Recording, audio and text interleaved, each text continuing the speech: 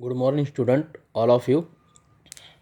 मागच्या दशकेत विद्यार्थी मित्रांनो आपण कौशल्याधिष्ठित शिक्षण ही संकल्पना पाहत आहोत. त्याचबरोबर कौशल्याधिष्ठित शिक्षणाची वैशिष्ट्ये काय आहेत किंवा कौशल्याधिष्ठित शिक्षण म्हणजे काय हे आपण मागच्या दशकेत पाहिलेलं आहे. त्याची जी वैशिष्ट्ये आहेत ती देखील आपण मागच्या दशकेत पाहिली होती. यामध्ये या स्पर्धात्मक युगामध्ये कुशल मनुष्यबळ तयार करण्यासाठी कौशल्याधिष्ठित शिक्षणाची गरज आहे हे पाहिलेलं होतं. त्याचबरोबर स्वयंरोजगाराविषयी जाणीव जागृती होऊन उद्योजकशीलतेचा विकास होतो, यासाठी कौशल्याधिष्ठित शिक्षण गरजेचं आहे किंवा ते एक त्याचं महत्त्वाचं वैशिष्ट्य आहे हे आपण पाहिलेलं होतं. त्यानंतर कौशल्य आधारित शिक्षणामुळे विद्यार्थी जागतिकीकरणाची आव्हाने पेलण्यास समर्थ होतो, हे देखील त्याचं एक वैशिष्ट्य आपण पाहिलेलं होतं. त्याचबरोबर या प्रकारच्या शिक्षणामुळे श्रमप्रतिष्ठा निर्माण होते, हे देखील आपण वैशिष्ट्य मागच्या दशकेत पाहिलं होतं. असे वेगवेगळी वैशिष्ट्ये पाहिल्यानंतर आता कौशल्य अधिष्ठित शिक्षण म्हणजे काय ही संकल्पना तुमची स्पष्ट होते आणि आज आपल्याला कौशल्य अधिष्ठित शिक्षणाचे फायदे काय आहेत हे पाहायचे आहेत. विद्यार्थी मित्रांनो, सध्याचं युग हे स्पर्धेचं युग आहे. प्रत्येक क्षेत्रामध्ये प्रचंड जीवघेणी स्पर्धा आपल्याला पाहायला मिळते. मग तो व्यवसाय असेल, शिक्षण असेल, उद्योग असेल, नोकरी असेल, प्रत्येक क्षेत्रामध्ये. आणि मग अशा क्षेत्रामध्ये विद्यार्थ्यांना सक्षम बनवणं आणि टिकवण्यासाठी विद्यार्थ्यांना व्यावसायिक शिक्षणाची गरज आहे. वाढती बेकारी कमी करण्यासाठी व्यावसायिक शिक्षणाची आणि कौशल्याधिष्ठित शिक्षणाची गरज आहे. सुशिक्षित बेकारांची संख्या कमी करण्यासाठी व्यावसायिक शिक्षणाची गरज आहे, कौशल्याधिष्ठित शिक्षणाची गरज आहे. याचे फायदे काय आहेत ते आपल्याला पाहायचं. त्यामध्ये पहिला फायदा सांगितलेला आहे, कौशल्य आधारित शिक्षणामुळे एखादा व्यवसाय करण्याची तयारी होते, कारण त्या व्यवसायाला लागणारं स्किल त्यामधून प्राप्त झालेलं असतं आणि म्हणून हा एक त्याचा फायदा आपल्याला सांगता येतो. एखादा व्यवसाय करण्याची क्षमता त्याच्यामध्ये निर्माण झालेली असते, त्याला त्या व्यवसायाची प्रेरणा मिळालेली असते, हा एक त्याचा फायदा आहे. दुसरा आहे, कौशल्य आधारित शिक्षण घेतल्यामुळे कौशल्यपूर्ण नोकरी किंवा उद्योग उभारता येतो. कौशल्यपूर्ण नोकरी आणि व्यवसाय त्याला उभारता येतो, उद्योग उभारता येतो, ही एक त्याचा महत्त्वाचा फायदा आपल्याला सांगता येतो. तो काहीतरी स्किल प्राप्त केल्यानंतर त्या स्किलच्या आधारे नोकरी करू शकतो किंवा एखादा उद्योग देखील उभारू शकतो, हा एक त्याचा महत्त्वाचा आपल्याला फायदा सांगता येईल. तिसरा फायदा दिलेला आहे, कुशल कामगारांचा वर्ग तयार होतो. कुशल कामगार वर्ग निर्माण करण्यासाठी व्यावसायिक शिक्षणाची गरज आहे आणि यामधून व्यावसायिक शिक्षणामधून कुशल म्हणजे ट्रेंड झालेला कामगार वर्ग तयार होतो, हे एक त्याचा आपल्याला फायदा आहे. पुढचा फायदा दिलेला, रोजगाराच्या क्षमतेत वाढ होते. रोजगाराच्या ज्या क्षमता आहेत त्या क्षमता विस्तारतात, त्याच्यामध्ये वाढ होते, हा एक त्याचा फायदा आपल्याला सांगता येतो. त्यानंतर कुशल व्यक्तीची नियुक्ती झाल्यामुळे उद्योगास भरभराट प्राप्त होते.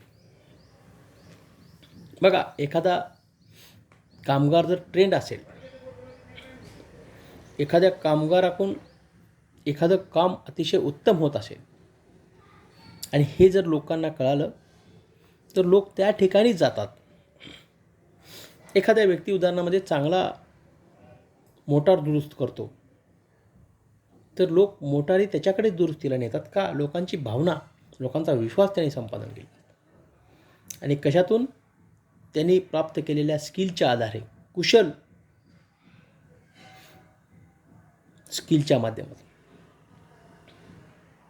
म्हणजे कुठल्याही क्षेत्रामध्ये कुशल कामगाराला महत्त्व आहे. त्यानंतर उत्तम कौशल्य व्यक्तीकडे आल्यामुळे जागतिकीकरणाची संधी प्रभावीपणे स्वीकारता येतात. त्याच्यामध्ये स्किल प्राप्त झाल्यानंतर एखाद्या बिझनेसची, एखाद्या उद्योगाची, एखाद्या कामाची, तर तो जागतिकीकरणाच्या संधी प्रभावीपणे स्वीकारतो आणि त्याला सामोरे जातो आणि त्याच्यामध्ये यशस्वी देखील होतो. त्यामुळं हे एक त्याचं आपल्याला फायदा सांगता येतो. उच्चतम कौशल्य व्यक्तीकडे आल्यामुळे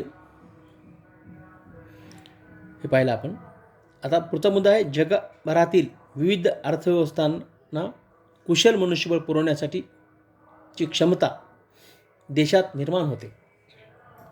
विद्यार्थी मित्रांनो, ज्या राष्ट्रातील लोक अधिकाधिक काम करतात, अधिकाधिक कुशल कार्य करतात, ते राष्ट्र विकसित राष्ट्र मानलं जातं. आणि राष्ट्राची प्रगती ही त्या राष्ट्रातील नागरिकांवर अवलंबून आहे. कोणत्या नागरिकावर? ज्या नागरिकांमध्ये स्किल ओरिएंटेड मनुष्यबळ ज्या राष्ट्रामध्ये आहे, ते राष्ट्र विकसित राष्ट्र होतं. ज्या राष्ट्राची आर्थिक व्यवस्था चांगली होते, ते कुशल मनुष्यबळामुळे चांगली होते. आणि हे एक महत्त्व आपल्याला त्याचं सांगता येतं. हे एक त्याचा फायदा आपल्याला सांगता येतो. कौशल्य आधारित शिक्षणामुळे व्यवसाय उद्योगाची भरभराट होऊन अर्थव्यवस्था विकसित होते. मी सांगितलेला मुद्दा इथं आला.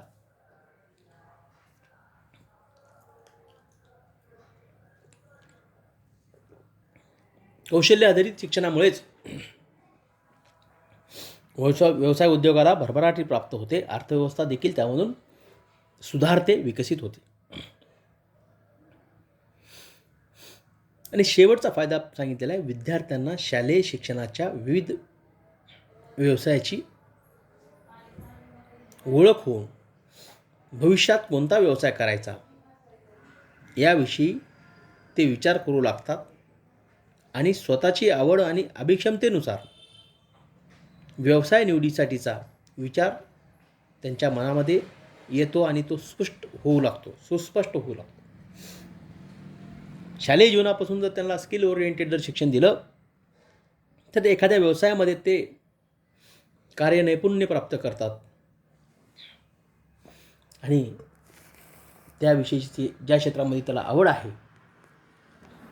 त्या क्षेत्रामध्ये ते आपलं नाव लौकिक करू शकतात. हे एक आपल्याला त्याचा फायदा सांगता येतो. अशा पद्धतीनं कौशल्य अधिष्ठित शिक्षणाची वैशिष्ट्य, त्याची फायदे आपण पाहिली. आता हे तुम्हाला सांगितलेलं आहे, लक्षात ठेवा म्हटलेलं आहे. काय लक्षात ठेवा? प्रधानमंत्री कौशल्य विकास योजना, केंद्र सरकारची ही योजना केंद्रीय कौशल्य विकास आणि उद्योजकता मंत्रालयाअंतर्गत कार्यरत राष्ट्रीय कौशल्य विकास महामंडळाच्या वतीने राबवण्यात येते. विद्यार्थी मित्रांनो, ही कौशल्य विकास योजना ही केंद्र सरकारची आहे आणि केंद्र सरकारच्या सहकार्याने उद्योजकता विकास मंत्रालयाअंतर्गत ही कार्यरत आहे आणि राष्ट्रीय कौशल्य विकास महामंडळाच्या वतीने ती राबवण्यात येते. युवकांना विविध व्यवसायाचे कौशल्य प्रशिक्षण देण्याचे कार्य ते करते. या योजनेअंतर्गत हे कार्य चालतं आणि या योजनेची आणखीन आपल्याला सविस्तर माहिती प्राप्त करून घेण्यासाठी तुम्ही जर या सांकेतिक स्थळाला भेट दिलात, http://www.pmkvyo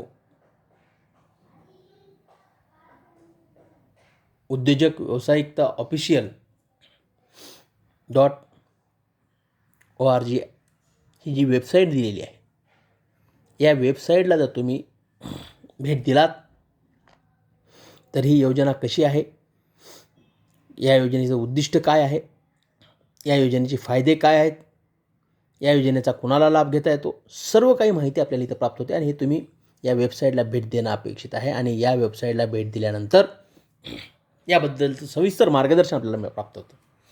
आणि यातून एखाद्या विद्यार्थ्याला व्यवसायाची चालना मिळते. एखादा विद्यार्थी यामधून व्यवसायात प्रवृत्त होतो. त्या व्यवसायासाठी लागणाऱ्या सर्व गोष्टीची माहिती आपल्याला इथं प्राप्त होते. म्हणून हे लक्षात ठेवा आणि तुम्ही याला भेट देणं अपेक्षित आहे. भेट द्या. आता याचा सांगितलेला अनुभव घ्या. काय अनुभव घ्या म्हटलेलं, तुम्हाला म्हटलेलं आहे, विद्यार्थ्यांनी अनुभव घ्या म्हटले. कौशल्य आधारित अभ्यासक्रम राबवणाऱ्या एखाद्या व्यावसायिक शिक्षण संस्थेस भेट देऊन तेथील कामकाजाचा अनुभव घ्या. उदाहरणार्थ एखादा साखर कारखाना, त्या ठिकाणी कसे काम करतात, त्या साखर कारखान्याला लागणारे वर्ग कसा प्रशिक्षण घेतलेला असतो, त्याचं प्रशिक्षण कुठून मिळतं. आपल्या भागात साखर कारखाना, पुणे मुंबईला औरंगाबादला मोठ्या मोठ्या औद्योगिक शहरामध्ये ह्या अनेक व्यवसाय आहेत. आणि त्या ठिकाणी त्या व्यवसायाला लागणारा अनेक कौशल्य आधारित अभ्यासक्रम पुरवणाऱ्या संस्था आहेत. त्या संस्थेत जर तुम्ही भेट दिलात तर तुम्हाला याविषयीची कामकाजाविषयीची माहिती मिळेल. याचा अनुभव घ्या म्हणून तुम्हाला सांगितलेलं आहे. आणि हे आपण भेट देणं गरजेचं आहे कुठल्या तरी व्यवसायाला. शेवटी सांगितलेलं आहे, माहिती असू द्या. काय माहिती असू द्या म्हटलेलं आहे, या प्रकरणात अभ्यासलेला शैक्षणिक नवप्रवाहाखेरीज आणखी काही उल्लेखनीय शैक्षणिक नवप्रवाह खालीलप्रमाणे सांगता येतील. कोणते कोणते प्रवाह सांगितलेले आहेत ते आपण पाहूया.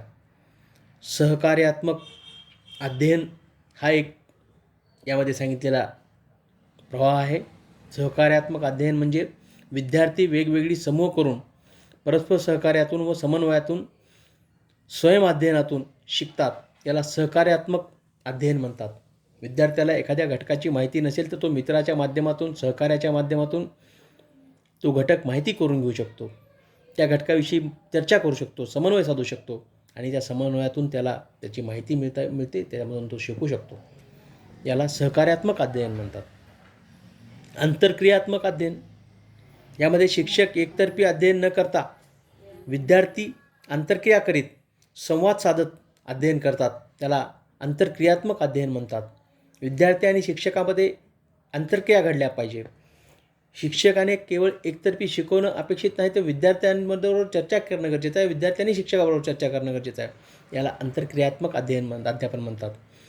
त्यानंतर सांघिक अध्यापन, यामध्ये एखाद्या घटकाचे अध्यापन 2 किंवा अधिक शिक्षक वर्गात एकत्र येऊन परस्पर समन्वय साधून तसेच संवाद करीत शिकवतात. याला सांघिक अध्ययन म्हणतात. हे देखील काही घटकाला अध्ययन अपेक्षित आहे. अशा पद्धतीनं काही घटक शिकवणं अपेक्षित असतं. म्हणून काही घटक असे असतात त्या ते जर सांघिक अध्यापनातून जर घेतले तर विद्यार्थ्यांना अधिक स्पष्ट होतात. विद्यार्थी मित्रांनो, अशा पद्धतीनं हे प्रकरण आपलं इथं संपलेलं आहे आणि 12वीचा अभ्यासक्रम आपला इथं पूर्णपणे संपलेला आहे. 2 प्रकरणं वगळण्यात आली होती. अभ्यासक्रमामध्ये 6 प्रकरणं, आपल्याला टोटल 8 प्रकरणापैकी 6 प्रकरणं दिलेली होती. ते पूर्ण सर्व प्रकरणं आपण अभ्यासलेली आहेत आणि आज आपलं टोटल अभ्यासक्रम इथं संपलेला आहे. पुढं आपण आता रिव्हिजनला सुरुवात करूया आणि पुढच्या तासिकेत मी तुम्हाला सांगतो कशा पद्धतीनं रिव्हिजन करायचं आहे. त्या पद्धतीनं आपण रिव्हिजन करूया. आता तुम्ही हे जे झालेला अभ्यासक्रम आहे याच्यावर अभ्यास करणं गरजेचं आहे, वाचन करणं गरजेचं आहे. आपल्या या लॉकडाऊनमुळे एक्झाम आपण घेऊ शकलेलो नाहीत. त्याचं कारण असं आहे, ते सॉफ्टवेअरमध्ये फक्त इंग्रजी एक्झाम घेता येतात. इंग्रजीचंच फक्त ऑप्शन आहे. मराठी एक्झाम घेणं त्याच्यामध्ये शक्य होत नाही आहे. तरीही आपल्या एक्झाम कशा घेता येतील या उद्देशानं नेक्स्ट वीकमध्ये आम्ही चर्चा करून त्या ठिकाणी आपल्याला घेता येईल का त्या पद्धतीनं आपण एक्झाम घेऊया. पण त्या अगोदर तुम्ही आता जे शिकवलेलं आहे ते सर्व वाचन करणं गरजेचं आहे, त्याचा अभ्यास करणं गरजेचं आहे. पुढील कार्यवाही जी करायची आहे ती मी तुम्हाला नेक्स्ट पिरियडमध्ये सांगेन. ह्याच्यामध्ये त्यानुसार आपण पुढची करूया.